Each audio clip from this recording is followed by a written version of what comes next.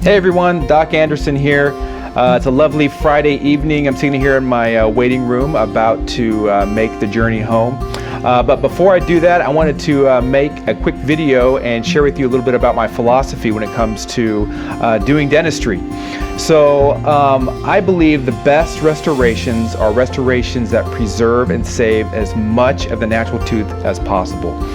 So let me explain. So in dental school, we learned that if a cavity gets to a certain size or if there's cracks in the tooth, then the most predictable or recommended treatment is a crown.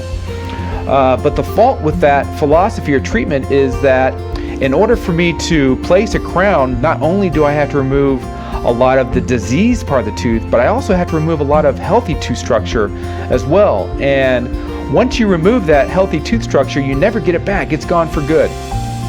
So if that crown ever has to be replaced, and more times than not, it's going to have to be replaced, it's just a matter of time, you keep your fingers crossed that there's enough tooth left that you can just replace the crown, or 2, you don't need a root canal, or 3, there's enough tooth left that you don't have to extract the tooth and place an implant.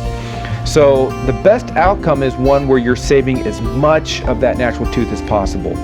So there's a lot of advancements in adhesive dentistry, and if we couple that with the right training and philosophy, we can actually be more conservative in our approach, and we can do larger fillings, inlays and onlays that are just as predictable as crowns. So that's kind of my training philosophy. I like to save as much as the tooth as I can, and in doing so, I hope that I can increase the lifetime of that tooth.